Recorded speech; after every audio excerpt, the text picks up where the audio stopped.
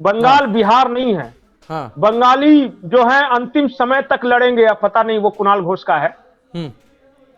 तो वो है। उसके बाद वहां का कहा कि ये राज तिलक की करो तैयारी, आ रहे हैं भगवाधारी, वो तो चल ही हम्म। रहा है। हम्म। और फिर वो प्रधानमंत्री नरेंद्र मोदी का वो भाषण की जहां जहां गंगा वहां वहां भगवा, हम्म। वो सब। तो अगला जी। पूरा जो पॉलिटिकल नैरेटिव अगले 1 से 1.5 महीनों में आप देखिए, आज तो बीएमसी का हो गया, अब जी। सब कुछ ये बंगाल असम में पूरा एक बोलते हैं जुझार होना, हम्म। पूरी लड़ाई होगी, नैरेटिव वॉर होगा, हम्म। कार्यकर्ता भिड़ेंगे, चुनाव हम्म। होगा। यही तो लोकतंत्र है। हर हम्म। चुनाव एक जंग है, बस तब तक जब तक कि चुनाव हो न जाए। लेकिन दो लोगों की स्थिति पर भी बात कर लेते हैं जो दहाई तक भी नहीं पहुंच पाए किसी भी निगम में, चाहे वो एमएनएस की बात हो, चाहे वो शरद गुट की बात हो। तो ये जो स्थिति हुई है, ये स्थिति के पीछे का कारण क्या मानते हैं? हालांकि हम शुरुआत से इस पर चर्चा जरूर कर रहे हैं, लेकिन इनका कमबैक कब होगा, होगा भी या नहीं होगा, क्या लगता है मौजूदा वक्त में? देखिए, मनसे को तो कोई नुकसान नहीं हुआ, इस लिहाज से कि जो जीरो है वो आज भी जीरो है, तो उसको फिर जीरो का माइनस में तो होगा नहीं। हम्म। तो बहुत ज्यादा चिंता करने की जरूरत नहीं है। पिछली बार वो 7 सीट जीते थे, हम्म। और इस बार मुझे देखना होगा पार्टी स्प्लिट करके उनका कितना है। मुझे लगता है 6-7 अभी भी होगा, ज्यादा ज्यादा हम्म। 9-10 हो गया, इससे ज्यादा नहीं। तो वो तो जहां थे वहां है। मुझे हम्म। असली अफसोस अगर किसी के लिए है तो वो शरद पवार के लिए है। इतनी बुरी हालत शरद पवार के जीते जी उनकी नवाब पार्टी की मलिक के होगी। भाई कप्तान मलिक हार गए, ये खबर भी आई है। हाँ, उनके उनके भाई भी हार गए, अरुण गवली का आ गया। हम्म। एआईएमआईएम के 4 सीट जीत गए। हम्म। मुंबई में 4 सीट आ गई है एआईएमआईएम की। बताइए। तो सोचिए, अब तक हम तो वो संभाजी नगर वगैरह बात कर रहे थे, हम्म। और अहमदनगर वो जो था वो वाला इलाका। जी। लेकिन अब तो मुंबई में आ गई है एआईएमआईएम, देश के फाइनेंशियल कैपिटल में। और 4 कॉरपोरेटर कम नहीं होते हैं। हम्म। अगर किसी पार्टी के 4 कॉरपोरेटर हैं मुंबई में, देश के हम्म। फाइनेंशियल राजधानी में, तो वो डायलॉग याद कीजिए हम्म। कि न्यूयॉर्क में ममदानी हम्म। और लंदन में सादिक खान, हम्म। तो फिर मुंबई, ये सब उनके बड़े शहर हैं। हम्म। New York financial capital, London financial capital. तो क्या भारत के फाइनेंशियल कैपिटल में वो हम्म। शुरुआत हो गई है हम्म। कि एक और अलग तरह की सुनामी आ रही है? हम्म। क्योंकि आज 4 हुए तो कल 14 भी हो सकते हैं, हम्म। कोई आश्चर्य नहीं। और हम्म। जिस तरह डेमोग्राफी बदल रही है मुंबई की, तो सावधान हो जाना चाहिए कि ऐसा ना हो कि हम्म। मराठी मानुस या बाहरी मानुस लड़ते लड़ते कोई तीसरा मानुस आके बैठ जाए। हाँ, ये तो एक बड़ा, मतलब आप बिल्कुल सही कह रहे हैं।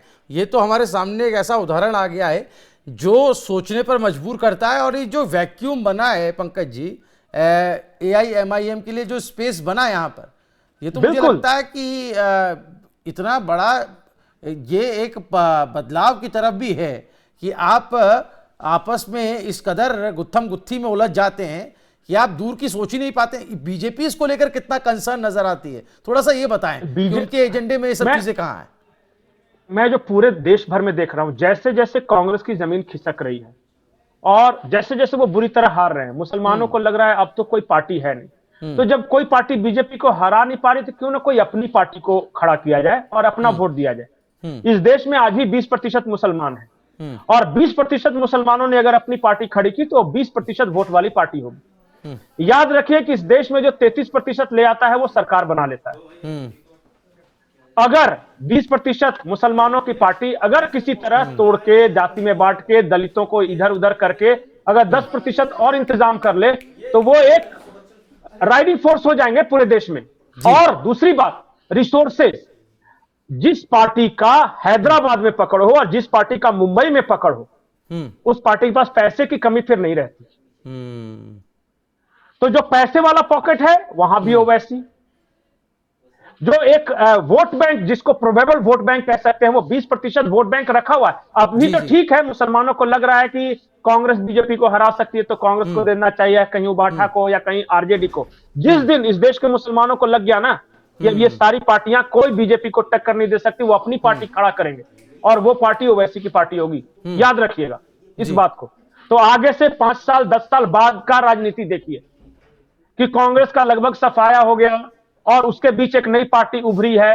और वो पार्टी देखिए, एक और इसमें बड़ा स्ट्रेटेजिकली चल रहे हैं ये ओवैसी दोनों भाई। हम्म। ये जब देश का मुद्दा आता है तो ये राष्ट्रवादी हो जाते हैं। हाँ। चाहे ऑपरेशन सिंदूर के समय का हो या बिल्कुल। कोई भी मुद्दा इस तरह का हो, पाकिस्तान को अगर गरियाने की बात हो तो बीजेपी से ज्यादा एग्रेसिव तरीके से पाकिस्तान पे आते हैं। तो आप वो ये स्पेस नहीं दे रहे हैं, गद्दार वाला जो किसी को भी टैग लगा देते हैं ना, वो मौका नहीं दे रहे हैं। जी।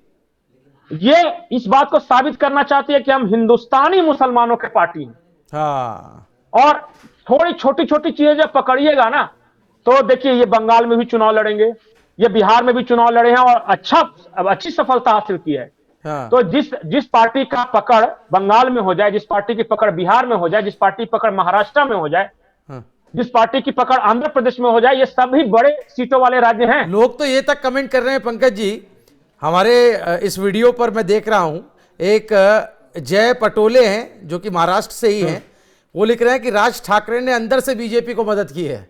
तो जो चुटकी ली जा रही है उस पर भी क्या कहेंगे आप? नहीं, बिल्कुल। और बीच चुनाव में ये लग भी रहा था कि देखिए उद्धव ठाकरे की स्थिति बुरी नहीं थी, और अगर उद्धव ठाकरे कांग्रेस के साथ गठबंधन कर लेते तो इतना खराब चुनाव परिणाम ना, तो इससे बहुत बेटर होता। अब इस वक्त की बड़ी खबर मुंबई से आ रही है, आपको बता दें कि जब बात राज ठाकरे की हो रही है तो उसी बीच इस वक्त बड़ी खबर, बीजेपी में मेयर के नाम पर मंथन शुरू हो चुका है और देर रात तक मुहर लग सकती है। बीजेपी का मेयर कौन होगा, इस पर मुख्यमंत्री देवेंद्र फडणवीस के नेतृत्व में जीत और उसके बाद पार्टी नेताओं से सीएम की बातचीत शुरू हो चुकी है। महाराष्ट्र बीजेपी इस पर मंथन कर रही है और मुंबई से इस वक्त की ये बड़ी खबर है। और ऐसे में भुवन जी जो सवाल आप कर रहे थे, पंकज जी उसका जवाब दे रहे थे कि राज ठाकरे ने अंदर खाने से मदद की, बहुत मीटिंग्स का दौर भी चला। भुवन जी के सवाल का जवाब पंकज जी आगे कंटिन्यू कीजिएगा। मैं ये कह रहा था कि राज ठाकरे ने नुकसान पहुंचाया उद्धव ठाकरे को, कैसे? देखिए, जो शिवसेना का वहां संगठन है, जो शाखा वगैरह चलाते हैं, तो उसमें हर तरह के लोग आते हैं। उसमें मुसलमान भी आते हैं, मराठी भी आते हैं, गैर मराठी भी लोग आते हैं, और रोजमर्रा की समस्याएं, बिजली, पानी, नाली, गली, ये सब की समस्याएं वो शाखा में सुलझाते हैं। वो राज ठाकरे चुनाव के पहले आते हैं और ऐसा विशैला भाषण देते हैं। पहले नॉर्थ इंडियंस को नाराज करते हैं कि हिंदी चलने नहीं देंगे, ये कर देंगे, वो कर देंगे। फिर साउथ इंडियंस को नाराज करते हैं, जिसमें अन्ना मलाई के बहाने उन्होंने साउथ इंडियन वोटर को टारगेट किया। फिर गुजराती वोटर को नाराज करते हैं जब वो कहते हैं कि अडानी का कब्जा हो जाएगा। वो तो एक एक करके जो वोट शिवसेना उद्धव ठाकरे को मिल भी सकता था, उसको भी राज ठाकरे ने नुकसान कर दिया, काट दिया। अपने तो जीरो है ही, हम तो डूबेंगे सनम, तुम्हें भी लेकर डूबेंगे।